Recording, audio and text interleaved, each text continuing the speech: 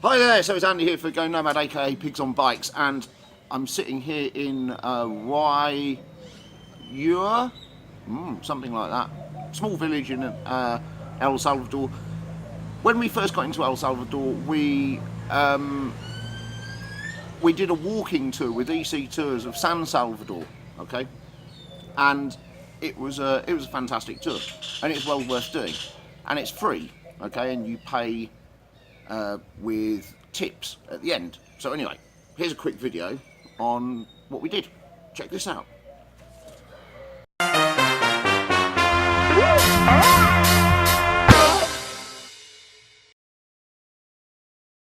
Right, okay, so we've been in El Salvador for a few weeks now. When we first got into El Salvador, we did a walking tour around the capital city, San Salvador. Now, this walking tour is a tour that you don't pay for. You book it online, you book it through EC Tours, and you book it online, it's free, okay? And it's a tip-based tour, okay? So you do the tour, and at the end of the tour you pay what you think it's worth, kind of thing, okay? It's an extensive tour, it's good, it's worth doing. So let's have a quick look. So if I just press play now, I'll commentate over what you're seeing here. So okay, so it starts off where you meet at the meeting point that's shown on the website, and you meet the guide. Now this guy here in blue is our guide for the day, and he was very, very knowledgeable. It starts off at the meeting point with about a half-hour talk about the history of El Salvador, all the way back from the Middle Ages, sort of 1200, all the way through to present day. And the guide, our guide, was very, very knowledgeable on that. It was very interesting as well. And he did the tour, he gave the information in both Spanish and English, competent Spanish from what I can gather, although I can't speak any Spanish, but he's a native Spanish speaker. So no problem with languages. I know he also speaks some French and some other languages, or I can't remember what ones they are. So anyway, we started off after the intro and the history by walking through the streets of downtown San Salvador, looking at various interesting buildings about where famous people from history lived. Now, unfortunately, I didn't get any footage for that, but what we did do is we also went in some of the bigger buildings right in the centre of San Salvador, such as this fantastic church.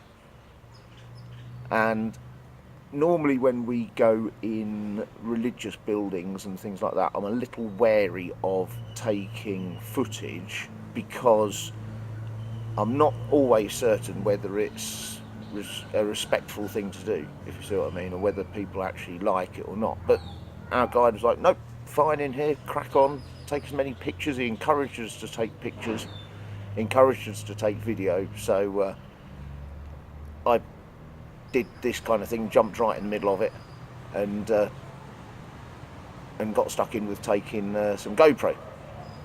So it was pretty cool, and I particularly like this kind of shot. You can see me being a gormless idiot there, holding the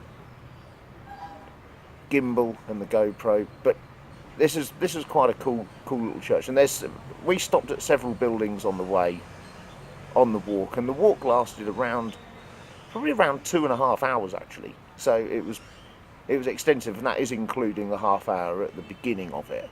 So all the way we were walking, he was telling us things about different parts of the city, different parts of the history of the city. And if you're going to San Salvador, then I thoroughly recommend doing the tour. It is free. At the end, we tipped him $10 each, and there was 4 of us on this tour. There's 4 of us. Sometimes he does have bigger groups. If the groups have more people and different languages, then the tour takes longer. So for example, if he also has to translate it into French, and then he has to do the whole tour in 3 languages, and he has to repeat the whole thing, effectively repeat the whole 2 or 3 times as he's walking around. He's very, very good. He's very personal. Our guide is very personal. I know they do have different guides, EC tours, but they very, very personable kind of guy, and very, very friendly, and made us feel safe walking around a city that we had got a reputation for being maybe slightly dangerous. So we were quite happy to walk around the market with him, and right in the centre of town, without any real kind of fear. He made us feel very safe, and I'm sure that he wouldn't have let us walk around with our camera out like this if there was any chance of any danger. So anyway, El Salvador, San Salvador, right in the middle is this huge market that you can see us now walking around, and we only just scratched the surface of this. And this is walking down like the main street down towards, and in the distance there you can see the big church in the centre of town, and that's next to the National Palace. But this market goes on and on and on and on. It's a huge market, it really is, and you can buy pretty much anything on this market, I reckon. You know, you can see it stretches right up there, and this market is on every day of the year. This market happens, so it's good fun to have a walk around, and you get a feel for some of the real life here in San Salvador. And what we noticed in this area of town, there were no other obvious tourists. I certainly didn't see any other European looking, apart from one guy, and there's always one wherever I go, and he was a Norwegian fella.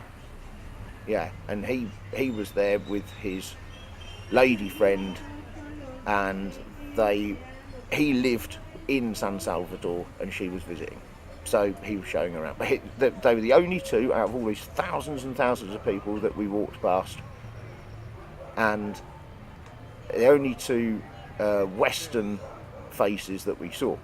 So in real life El Salvador on this tour. So one of the things that we tried, well, I didn't, I was filming, but the girls were a bit thirsty, so they wanted a quick drink, so they stopped at the drink stall here that you can see, and they paid a whole 25 cents for a nice refreshing milk-based drink, you see. So and the guide was making sure that we paid the correct prices, and that he was translating for us English speakers, Tanya and I, what each of the drinks was. And so we had a quick pause for some photos there, which was also fine. He was encouraging us always to take photos and ask any questions, and to feel free to pretty much poke our noses in the stalls and have a good look around, and to not be kind of that reserved, if you like, that maybe you would be if you were walking around on your own. So here's the National Palace, and this is the side of the National Palace, and unfortunately we couldn't go in the National Palace on the tour because they are setting up, and you'll see in a little while the footage, they're setting up the stage at the front of the National Palace for the party to elect the new El Salvadorian president. And we learnt a bit about recent politics from the tour guide. He was impartial in his politics. He just explained the facts to us, which was very nice.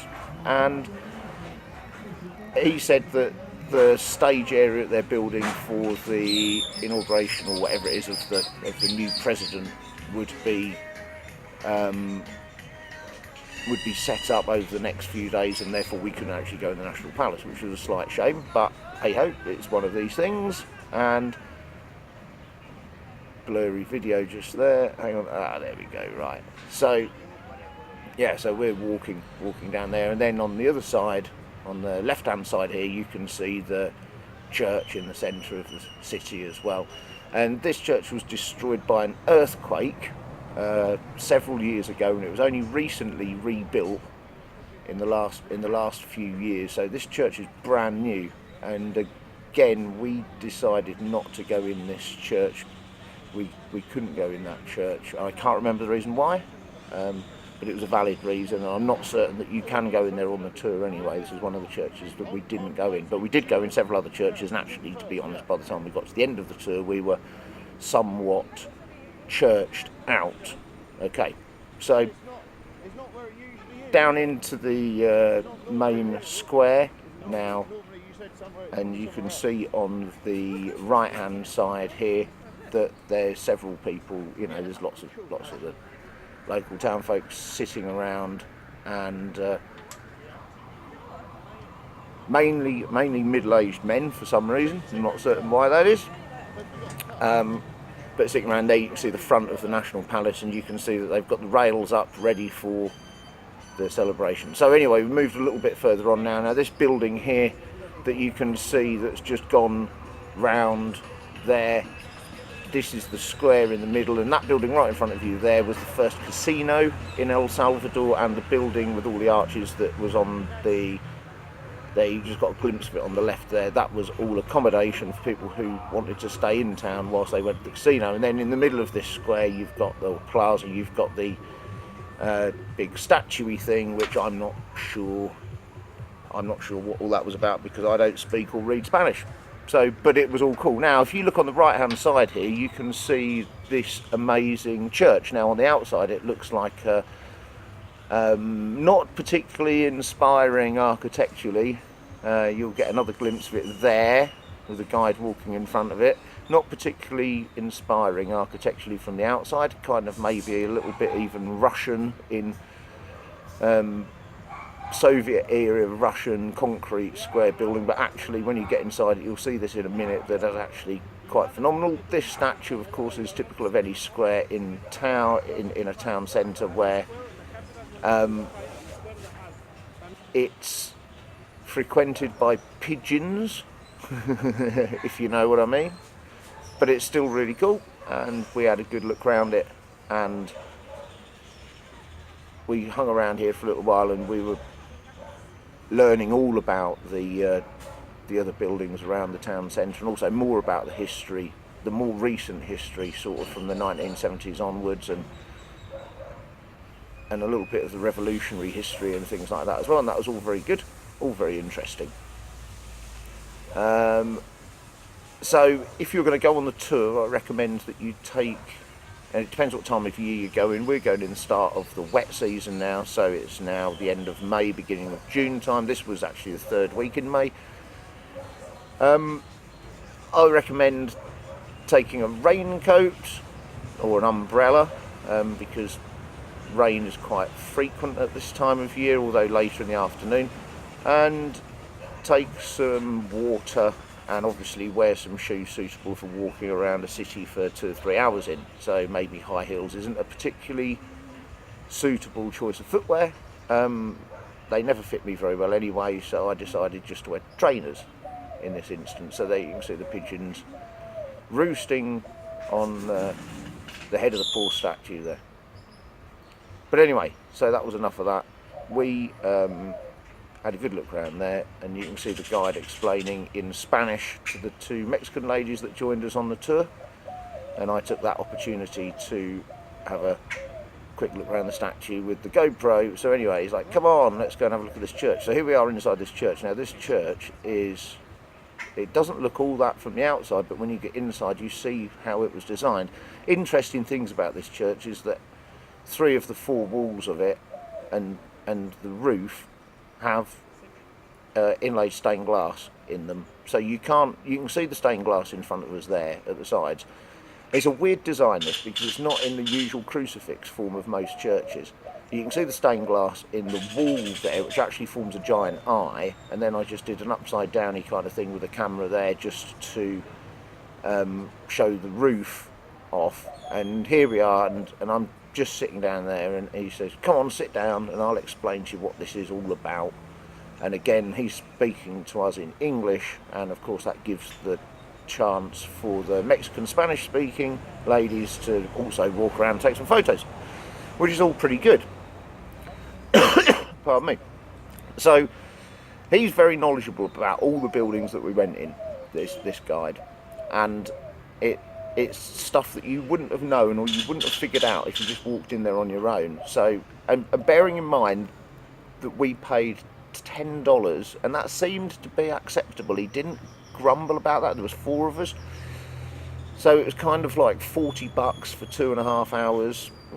You know, he knows his stuff is definitely worth that kind of money, and it's a shame there weren't a few more of us on the tour all paying $10, so the guy got a bit more out of it. But he seemed to be happy with $10, and when you bear in mind that it is only $10 for 2.5 hour tour, and I didn't capture every building that we went in, and I couldn't video for 2.5 hours the whole thing, because for 2 reasons. One, that I didn't have enough GoPro battery or memory card, but also the other thing is, if I did that, you wouldn't want to go on the tour, and I want you to go on the tour. Now, I want you to go on the tour because it's genuinely a good tour. I didn't, whilst I was walking around it, I didn't tell him that I was going to make this video at all. I didn't even know if I was going to make this video, because you don't know what you're going to come across. So here you can see the big eye in stained glass in the wall here, and the idea of this is, in the summer, the sun shines through that window and it illuminates like the altar bit there, and it illuminates the statues on stage. And we kind of got a little idea of that a little bit later when the sun did peep through there, and you can see it just coming onto the statue there. So, and me looking gormless, and more explanation from the guide. So that's, you know. Now, there's also the story of the last days of Christ set out in statues here, and I didn't realise this until afterwards, when the guide walked around and he told us what was going on here. So, but all of these individual statues tell the story of the last few days of Christ, and when he explained it, it all made sense. And I'm not going to tell you all about it. You're going to have to go on the tour to figure it out for yourselves, and then be explained it. But it's quite extraordinary, really, when you actually realise what's going on and you're told what's going on. You go, oh yeah, oh, that's cool, isn't it? You know, and it's really all right. So this is coming towards probably the last fifth of the tour. Now, the other interesting thing that he explained there was, this building's actually designed to be earthquake proof, because the church was a rebuild of a previous church that was knocked down in I can't remember when, one of the big earthquakes in the mid-90s, in the mid-1900s, sorry. But when you actually look at the design of it, you can see that it's designed in a clever way, and it's withstood every earthquake since. And obviously we're in El Salvador, earthquakes are quite frequent here, being on a massive geological fault. So you can see there, I did have a good look, and I tried to show that in this video. You can see in the walls section that there's actually pieces of rebar holding the walls together, but the walls aren't continuous. So I don't know whether you can see there's a little bit of corrosion on the steelwork at the bottom of these columns. So, but you can see there how some of them aren't actually tied in to each other. So, and I guess that's part of the earthquake-proof design of it. So I mean, so it's an extraordinary building, really, and it's definitely worth going to have a look at. And go on the EC tour, which is free, and if you don't like it, you don't have to pay anything. Or that would be slightly mean, and I recommend you pay at least $10 for it, because that's, you know, I feel it is worth that. But you know, you obviously pay what you feel it's worth. So we then had a little more of a walk around, and we found another church. But by this time, to be fair, we were getting a little bit churched out. So we, like I say, we had a quick last glance at this one, and then we went and had a look at another one, which is this one here. Let me just get the camera going straight. And this one's cool. And again, you know, there's no problem taking any photos or video or anything like that in here, and it was he was encouraging us to go in. He didn't explain too much about this church, actually, but I think that's because people were in there using it, and the guide didn't actually come into this church, and I think that was because there was kind of people having moments to themselves, if you like, in there. But it's fantastic looking building, really. So there, let's just have a little pan around. You can see that happening there. Right, so here we go. So this was the other cool thing that he showed us was this final resting place of Monsieur Romero, who was the first saint from El Salvador quite recently as well. He was made a saint quite recently.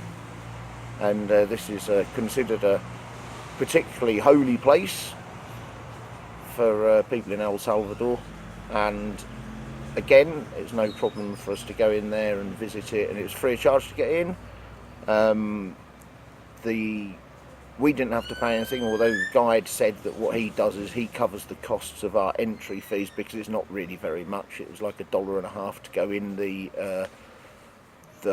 big church with the stained glass that you saw earlier. Can't remember the names of it. So there, that was pretty cool.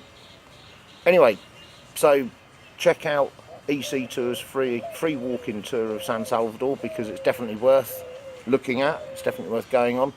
And don't forget to email me at gonomad123, also gonomad123@gmail.com. Check out the website www.gonomad123.com. Leave your comments below. Don't forget to ask any questions, and also like, share, subscribe, and also the main thing is be safe out there.